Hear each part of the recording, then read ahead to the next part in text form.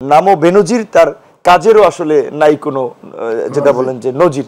ব্যবসায়ীদের একটা চাটুকার গোষ্ঠী, গণমাধ্যম কর্মীদের একটা চাটুকার গোষ্ঠী, বিবেক বর্জিত একটা রাজনীতিবিদ শ্রেণী। তো এই সবার এই চাটুকারিতার ফলে প্রধানমন্ত্রী এবং এককেন্দ্রিক একটা শাসন ব্যবস্থা তৈরি হওয়ায় রাষ্ট্রের যে প্রতিষ্ঠানগুলো আর ফাংশন করার মতো জায়গায় ছিল না। আপনি ধরেন আজকে একটা চ্যানেলে দেখলাম যে আপনার আমাদের যে সাবেক পুলিশ প্রধান নামও বেনজির, তার কাজেরও আসলে নাই কোনো যেটা বলেন যে নজির। সেই বেনজির সাহেব সাবেক এনটিএমসির পরিচালক ছিলেন, আর্মির কুখ্যাত খুনি অফিসার হিসেবে পরিচিত ছিলেন জিয়াউল আহসান।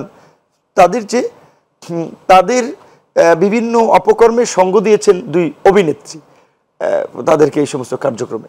তো দেখেন চলচ্চিত্র সেটাও ওইদিকে নিয়ে গেছে।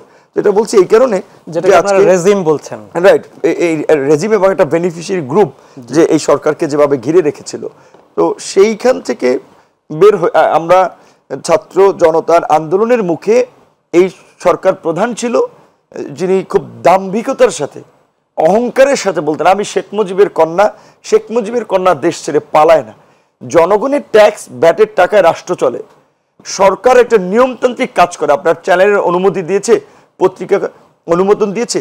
তিনি এমনভাবে বিষয়গুলো বলতেন যে তিনিই করছেন, তার বাপের টাকায় তার টাকায়, যে আমি এতগুলো চ্যানেল দিয়েছি, আমি 18 কোটি মানুষকে খাওয়াই, আমি এইটা করেছি।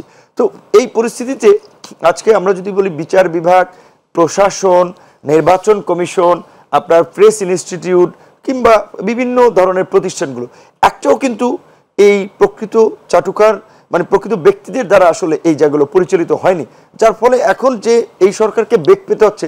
তিনি ধরেন কিছু পুলিশকে বাধ্যতামূলক অবসরে দিয়েছেন, আর্মি অফিসার অনেককে চাকরিচ্যুত করেছেন সুনির্দিষ্ট অভিযোগের ভিত্তিতে। সেটার যে রিপ্লেস করবেন সেটাও কিন্তু বেটার অপশন তার হাতে নাই, অনেক ক্ষেত্রে নাই, হয়তো কিছু কিছু ক্ষেত্রে আছে।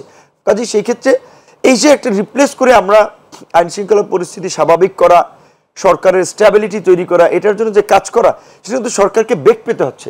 তার জন্য আমরা যেটা বলছি যে আপাতত এই সরকারকে স্ট্যাবল করার জন্য রাজনৈতিক দলগুলোকে আনকন্ডিশনাল কাজ এবং সমর্থন সরকারকে দেওয়া উচিত, অন্যান্য স্টেক হোল্ডার যারা তাদেরও দেওয়া উচিত। কিন্তু ইতিমধ্যে আপনি লক্ষ্য করেছেন বিভিন্ন গোষ্ঠী চাকরির স্থায়ীকরণ, বেতন বৃদ্ধি, সুযোগ সুবিধার দাবিতে কিন্তু প্রতিনিয়ত আন্দোলন করছে, যার ফলে সরকার কিন্তু আরো নতুন করে একটা হিমশিম খাচ্ছে। এবং মাঝখানে আনসারদের দিয়ে যে নৈরাজ্য করার চেষ্টা করা হয়েছিল সেটা একটা ভয়ঙ্কর প্ল্যান ছিল, যে 40-50 হাজার আনসারকে জড়ো করে সচিবালয়ের উপদেষ্টা কর্মকর্তা কর্মচারীদের উপরে হামলা করানো এবং একটা ভয়ঙ্কর পরিস্থিতি তৈরি করা। তো যদিও সেটা আমরা ছাত্র জনতা রুখে দিয়েছি, এখনো কিন্তু তাদের ষড়যন্ত্র থেমে নেই।